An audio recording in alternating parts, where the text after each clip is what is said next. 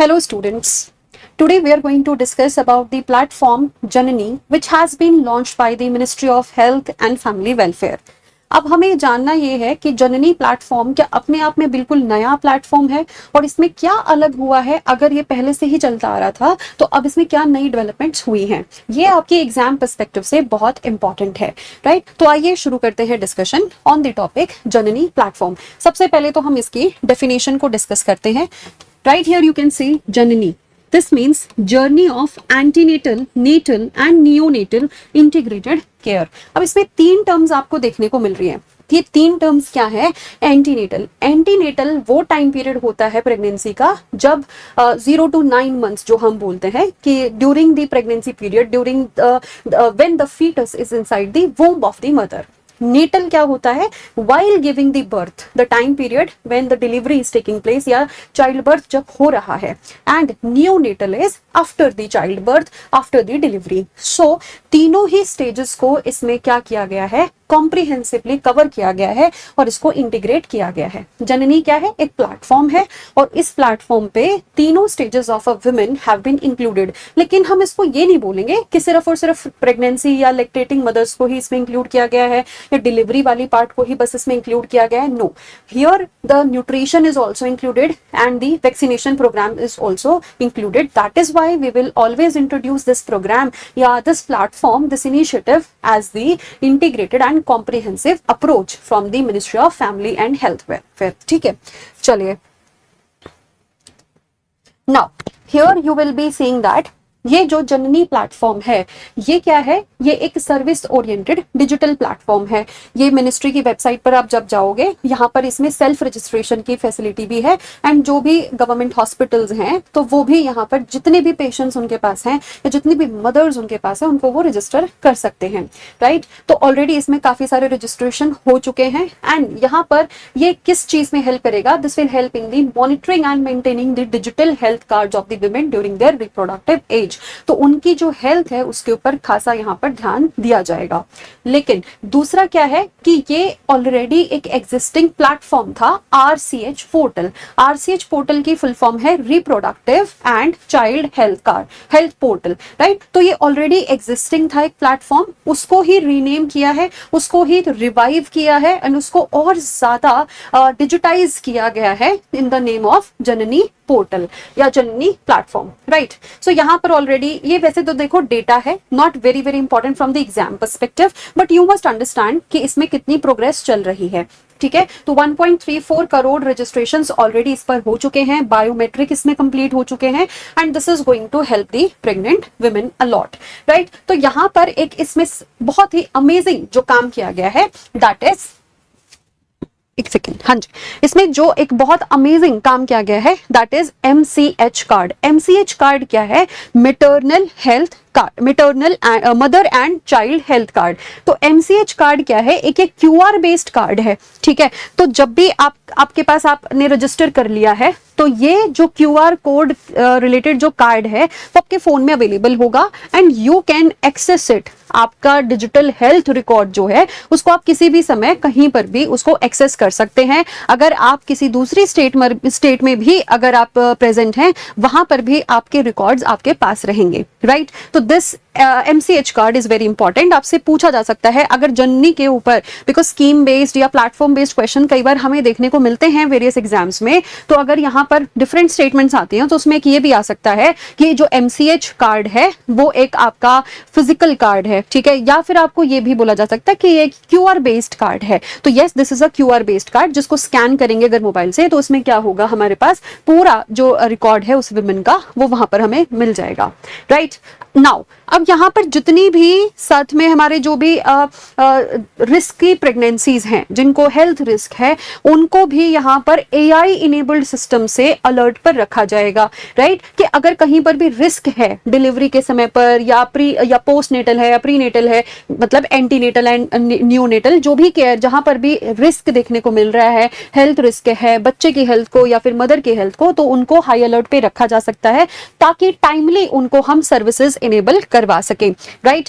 और ये चीजें हमें हेल्प करेंगे। देखो एक तो जो आपका MCH कार्ड है वो, और एक ये AI enabled high risk pregnancy alert जो AI इनेबल्ड है, राइट। उनकी हेल्प से क्या होगा, सबसे ज्यादा टारगेट या सबसे ज्यादा फोकस या सबसे ज्यादा फायदा अगर हम कहें तो माइग्रेंट लेबरर्स को होने वाला है। Because in the search of work they migrate from one state to another, क्योंकि कई बार कहीं की जगह पे आपने रजिस्टर करा लिया या आपने कहीं पर अपना आयुष्मान भारत जो कार्ड है वो ले लिया और वहीं पर आपके रिकॉर्ड्स हैं, फिर आपको काम के सर्च में दूसरे स्टेट में जाना पड़ रहा है, तो फिर वो सारा डॉक्यूमेंटेशन प्रोसेस में, बिकॉज दो लेबरर्स जो हैं they are not very much educated, they are not very much aware about their rights, about the schemes, about the initiatives. So that is why कई बार क्या होता है, रिकॉर्ड्स के चक्कर में वो फंसे रहते हैं, वो बार बार हॉस्पिटल्स के चक्कर लगाते रहते हैं डॉक्यूमेंटेशन प्रोसेस में।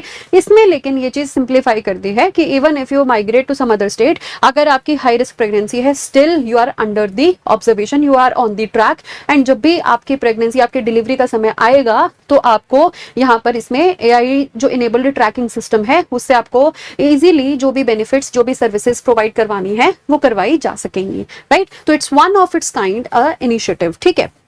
नाउ तो जननी मैंने आपको शुरू में बोला था कि एक कॉम्प्रिहेंसिव है, इंटीग्रेटेड केयर है। इंटीग्रेटेड केयर कैसे, कि इसमें सिर्फ और सिर्फ कोई दवाइयां नहीं है कि सिर्फ दवाइयां देनी है या फिर एम्बुलेंस सर्विस देनी है या फिर बस आपको मतलब जब आपका बच्चा पैदा हो गया तब उसके बाद आपको दवाई देके भेज दिया जाएगा, ऐसा नहीं है।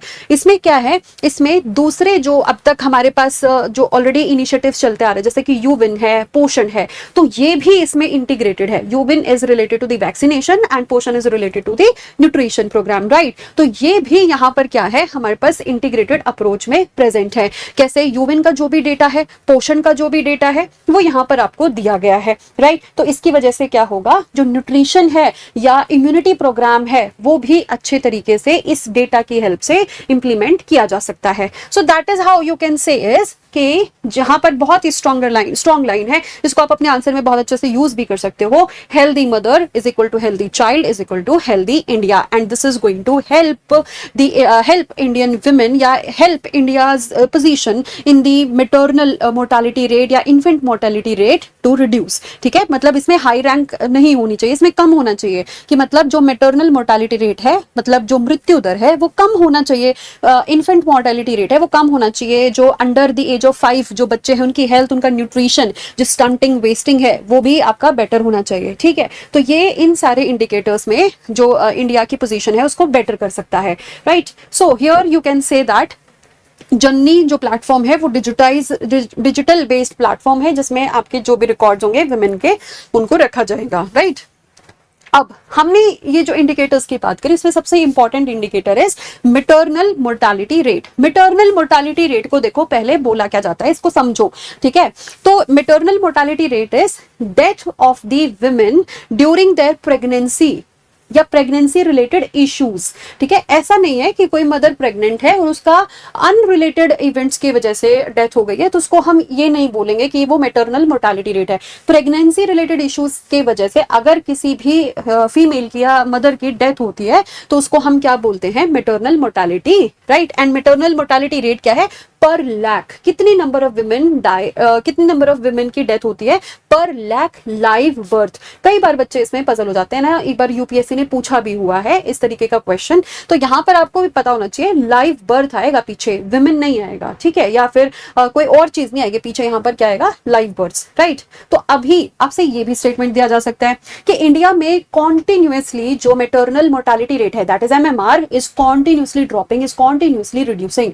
तो yes, that statement is correct. From the data has been provided from 2014 to 2020 like 2022 अभी तक, ठीक है। अभी वैसे देखो सेंसस चल रहा है, अगले साल तक तो हमें बिल्कुल अपडेटेड डेटा हमें मिल जाएगा, लेकिन फिलहाल आप ये समझिए कि we have achieved the national health policy target. national health policy का टारगेट था that MMR should come below 100, ठीक है। तो below 100 आ गया क्या, yes, that is 88। लेकिन अब इसमें हमें क्या करना है, अभी SDG जो 3.1 टारगेट है हमारा, ठीक है, SDG सस्टेनेबल डेवलपमेंटल गोल्स, क्या उसको भी इंडिया अचीव कर चुका है? नहीं, अभी वो SDG 3.1 अचीव नहीं हुआ है। SDG 3.1 क्या कहता है कि जो MMR है उसको 70 से नीचे लाना है। तो 70 से नीचे लाने के लिए अभी और ज्यादा कोशिशें और ज्यादा इनिशिएटिव्स की जरूरत है। तो या क्या हमारा जो खुद का टारगेट था, नेशनल टारगेट, वो अचीव हो गया बिलो 100? यस। कितना है? 88। लेकिन क्या SDG 3.1 अचीव हो गया है? नहीं। वो कितना है? अभी भी बिलो मतलब बिलो 70 अभी तक हम यहाँ पर नहीं आए हैं, राइट। देन इसके बाद अगर हम बात करें नियोनेटल डेथ या इन्फेंट मोर्टालिटी, देखो इन्फेंट उसी को बोला जाएगा जिसकी एज 1 साल से कम होती है। तो यहाँ पर अगर इन्फेंट मोर्टालिटी रेट की मैं बात करूं तो जो भी जितने भी बच्चे हैं अगर उनकी डेथ हो जाती है 1 साल की एज से पहले ही पर 1000 लाइव बर्थ्स, ठीक है, तो उसको हम IMR बोलते हैं, इन्फेंट मोर्टालिटी रेट बोलते हैं, राइट। इंडिया में फिलहाल यहाँ पर 26 है पर 1000 एंड कुछ स्टेट्स हैं जैसे केरला है, राइट, एंड तमिलनाडु है, they are performing much better, जिनका जो आपका ये कह सकते हो IMR है, इन्फेंट मोर्टालिटी रेट, वो जैसे केरला का बिलो 10 है ना, तमिलनाडु का बिलो 20 है, नेशनल एवरेज से भी कम है। तो ये भी हमें और ज्यादा कम करना है। नियोनेटल अगर हम डेथ रेट की बात करें तो लाइव बर्ड्स जो जितने भी बच्चों की डेथ होती है below the age of 1 month, 1 महीने से पहले ही अगर बच्चे की डेथ हो रही है, पर्टिकुलरली स्पेसिफिकली मैं बोलूं तो 28 डेज के अंदर अंदर अगर डेथ हो जाती है पर 1000 लाइव बर्ड्स, तो उसको हम नियोनेटल डेथ बोल देंगे, राइट। लेकिन जो 2 इंपॉर्टेंट यहाँ पर स्टेटमेंट थी वो IMR और MMR ही थी, राइट। अब हम देखते हैं क्वेश्चन किस तरीके से पूछा जा सकता है। इस क्वेश्चन का जो आंसर है वो आपको अपने कमेंट सेक्शन में लिख के बताना पड़ेगा। मैं आपको रीड कर देती हूँ। Which of the following are the expected outcomes of strengthening the digital maternal health care platform like Janani?